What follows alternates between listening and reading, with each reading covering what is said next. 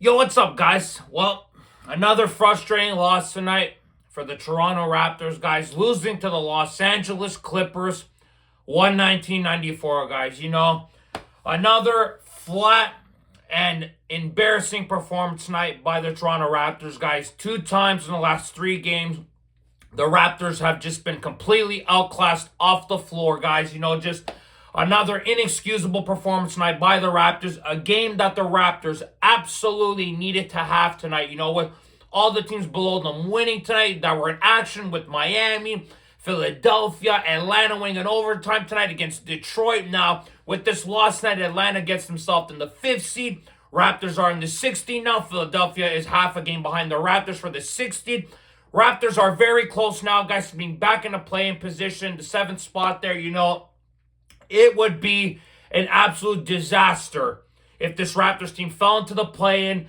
Sure, they would have two opportunities, guys, but if this Raptors team were to lose in the play-in after being in a top 6 position all season, it would be an absolute catastrophe, if you guys ask me, in regards to the progression of this Raptors team and their young players and moving forward with this so-called rebuild. So, just a really bad loss night. You start off the game, really slow, really flat again, letting LA do whatever they wanted on offense. The Clippers were shooting the ball incredibly well tonight, especially in the first quarter. You had Brook Lopez with 11 points in the first quarter, making some three-pointers. Darius Garland, who got acquired in the trade for James Harden, has made 39 three-pointers coming into this game tonight for the Clippers.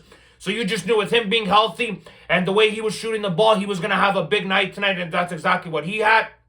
You also had Benedict Mathurin, of course, who was traded from the Indiana Pacers to the Clippers in the Ivica Zubac trade. He had a great night as well, of course, Canadian, so he had a solid night. And then, of course, you had to have number 2, that jackass himself, reminding me what a great player he is and reminding me why I'm so angry that he walked away from an NBA champion 6 years ago, and still reminding me why I'm not over him leaving the way he did. He just reminded me again tonight, obviously, why he's a great player, 2-time NBA champion, 2-time finals MVP, doing what he did tonight. We all know that when he's healthy, he is one of the best players in the NBA, top 5 in the league, of course, one of the best defensive players in the NBA. You saw what he did to Scottie Barnes today. Scottie Barnes was practically invisible this entire game, finishing off with like 9 points, and I think Scottie finished off with that 9 points, 8 rebounds, and 12 assists. So even though Scottie had 12 assists tonight, he wasn't very effective offensively, and that is obviously due to the fact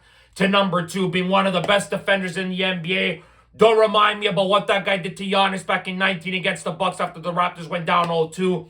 It was masterful what I saw that guy do for 1 year in a Raptors uniform. That is why I will never, ever get over the fact that that man walked away from an NBA champion and basically shooing away the Toronto fan base and the city. Nah, you ain't good enough for me. I'm going home. So he was great tonight as well. Raptors were putrid, guys. The Raptors shot like 38% from from the field, guys, and shooting 27% from the field. I thought it was just at 40%, but it was actually lower at 38. I actually tried to give them an extra 2% there. They don't even deserve that, for God's sakes. Only getting in the line 7 times in the first half. Their shooting was horrendous. The Clippers were shooting 41% from the field, 51% from the field in general, guys. From the three-point line, they're shooting 41%. The Raptors just defensively were putrid in that first half. They weren't horrendous offensively, but the Clippers, they're not even a great defensive team. It was just the Raptors making too many mistakes on offense, turning the ball over, not getting in the right positions on offense, not spreading the floor, and the Clippers, it was just easy for them to double Brandon Ingram when they could and get easy steals off them. The Raptors had a lot of miscommunication, so they would turn the ball over, turning the ball over 5 times in the first half. It's obviously not a lot, but the Raptors just did not take care of the basketball, didn't do good things on defense, let the Clippers get as many wide open shots as possible, collapsed too many times down low in the paint there, even though the Raptors had 32 points in the paint compared to the Clippers 20. The Clippers were more effective in the first half. They were more efficient, made their shots, got to the free throw line more than the Raptors. They were just a better team in the first half, guys. But then, as we saw in the third quarter, Brandon Ingram had a solid third quarter, had 10 points in the third quarter, led the Raptors in scoring tonight with 18 points. But again, you're letting Darius Garland shoot from way downtown, like he did two massive three-pointers that were really far from the three-point line there, guys, and they weren't even defending him well either. It's like the Raptors were just asleep on half of the plays they were in this game today. They didn't have the energy. They didn't have the effort tonight, and that's really concerning if you ask me. You're only 10 games left in the NBA season. You got teams like Atlanta have won 14 of their last 15. Miami obviously won tonight. Philly's obviously right behind you. You need to show some bloody urgency, and this team here isn't showing it right now. The season could be completely destroyed if you fall into a plane and then you don't even make the playoffs. Like, one-off games are very dangerous. Anybody can win in those games. And the Raptors right now don't seem to show enough urgency to say to themselves, hey, guys, we need to get a top 6 spot here. We need to start playing some better ball here, especially in this game, but it wasn't the case. The Raptors couldn't do anything in this game. Like, you got guys like Scotty finishing up with 9 points. Brandon Ingram finishing up with 8 points on 8 and 18 shooting. Scotty shot 4 for 11. Look at Jamal. Look at RJ Barrett. Sorry, I was gonna say Jamal Shea, but look at RJ Barrett. 12 points on 5 of 19 shooting. You ain't gonna win that way. You're not. And then when he's bad on defense on top of it, how you gonna win? You're not. And then you got guys like Jacoby Welter was in foul trouble today, only having 5 points on 15 minutes of play, guys. So Jacoby got in foul trouble, wasn't effective in the game today. Mamu had 13 points today on 5 of 7 shooting, so he was pretty effective with 7 rebounds. But unfortunately, he only played 15 minutes, didn't get a lot of minutes today. Jakob Poeltl obviously left the game getting some stitches on his face because he got an elbow from Benedict Mathurin there. So Yak didn't get much minutes either. He only played 21 minutes on 10 points. But the game was already over by the fourth quarter. The Clippers had gotten the lead so high up that the Raptors couldn't come back from it. And the Raptors just had nothing on offense, had nothing on defense. They had nothing in this game today. And that is an extreme concern with the way things are going in the standings, the way the teams behind them are playing right now. The Raptors have been showing a lot of inconsistencies on this 5-game road trip. Getting their asses handed to them in 2 to the 3 games, in the last 2 to 3 games, obviously, to Phoenix and the Clippers. You played great against Denver, and then you lay out 2 duds against Phoenix and LA. Like, you're not playing the Bulls and the Jazz. You're not going to be able to make those mistakes against teams like the Clippers and the Suns and the Nuggets.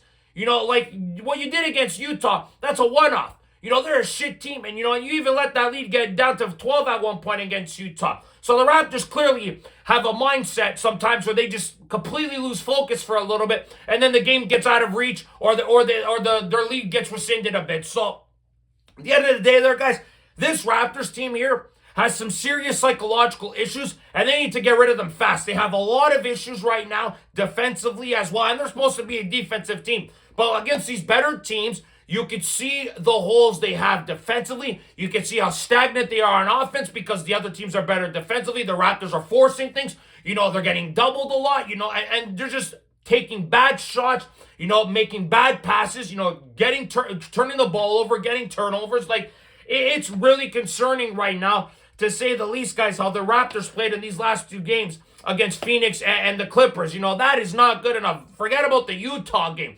Those 2 other games are against better opponents, and the teams that they lost to had superstars, guys that can get the job done, and the Raptors faltered in all 3 of those games. When you played against Jokic and Murray, you faltered. When you played Devin Booker, you faltered. And they didn't even have guys like Dylan Brooks on the lineup. And then you play teams like with number 2 and Mathurin, and obviously guys like that. So, and Garland as well, guys. So, at the end of the day, this was a bad loss. 2 bad losses out of 3. Very concerning shit. This team needs to wake the bloody hell up immediately and quickly now. You got the Pelicans coming up next on Friday night at 8:30. You better be ready to go for that game, especially after what DeJounte Murray did to Jamal Shed. You better be hungry and ready to go in that game. But the problem is the Pelicans are a team below 500. They're not a great team. Obviously, they beat the Raptors recently, so they're going to give the Raptors trouble. But you have to beat these type of teams. You cannot afford any more losses to teams that are inferior to you. You cannot allow these type of games where you get blown out and the game is over by the 3rd quarter. These type of games down the stretch are unacceptable to me, guys. They're unacceptable. And the Raptors had 2 games in the last 3 that were unacceptable, and they cannot have these type of games. What do you think is going to happen in the playoffs? Us Raptor fans know what it's like in the playoffs. We've seen our team win a championship, for God's sakes. It is extremely hard. The defense goes up a notch. The offense is more spread out. It's more cleaner. Teams know how to move the ball better on offense. the Raptors defense will struggle against these better opponents. And then defensively, when they play teams with better defenses, their offense is going to have serious troubles getting doubled, because this Raptors team is not very creative offensively at times. We see how much problems they have with the offense when they play a better defense, especially when it's a set defense. If the Raptors aren't going on the fast break, they're absolutely in dog shit. They're in big trouble. They're in absolute big trouble, guys. They're dog shit when it comes to playing a set defense. They have difficulty sometimes against better teams, and I'm very concerned in a 7-game series. But I don't even want to be thinking about that right now, because this performance tonight says to me, can this team even compete in a 7-game series right now with the way they play in games, how inconsistent they are, and how flat they were at times in this road trip here? It's like, it's not good enough, guys, if you ask me. You had 3 Clippers with over 20 points. You had number 2 with 27 points. You had Garland with 24 with 5 3-pointers on top of that, shooting 9 of 16 from the field. You had Mathurin with 23 points with 7 of 14 shooting. So those 3 guys led the way offensively. Then you had guys like Lopez with 14. You had Jackson with 12. So those guys helped offensively as well. But at the end of the day, guys, the Raptors shot themselves in the foot with the way they played offensively, the way how they were defensively, how they let too many guys get into the lanes too easily, left too many guys open. It was really frustrating. Sure, you got a couple blocks from Jamal Shead and Scotty here and there, but at the end of the day, there, guys, this is a very concerning loss again tonight. Twice you have lost like this in the last couple days to better teams. And I'm not saying the Clippers are better, but they got some good players on their team that can get them over the hump and win them games. And obviously the Clippers have had a lot of injuries, especially with number 2. The guy's injury riddled, of course, so the guy deals with injuries left and right. And then trading James Harden, of course, you knew they were going to go a little bit into a slump, of course, but they've been playing some good ball as of late, the Clippers, and the Raptors, when they play great offensive teams with offensive weapons, it's going to be a long night for this Raptors team, guys, and it is very, very concerning, to say the least, how they're going to play down the stretch in these last 10 games. I have no idea what is in store for these Raptors in the next 10 games. I don't know how they're going to play. I don't know what is going to come about them in these next 10 games, how they're going to respond in these games. They are going to tell us a lot in these next 10 games, how they respond as a team and how they play in the final stretch of this season. Because if they fall into a play-in, say they lose in those 2 play-in games and they get eliminated, or they finish in the 8th seed and have to play Detroit and they get swept or lose in 5, Bobby Webster is going to get blamed for a lot of things, not doing something at the deadline, not making this team good enough, down low in the middle there, with not getting a real backup for Jakob, not getting any scores for the wing guys. So it's going to be very difficult, to say the least, what happens with the Raptors, guys, obviously moving forward. But we got 10 games left in the season, and then we'll see what happens, guys. We got the Pelicans on Friday, very difficult game, to say the least. We'll see what happens then. We'll love to hear your guys' thoughts and opinions on this one, guys. Like this video, subscribe if you guys want to see more content. Go Raptors, go as always, guys. See you guys on the next episode of Raptors Unfiltered. Ciao, guys.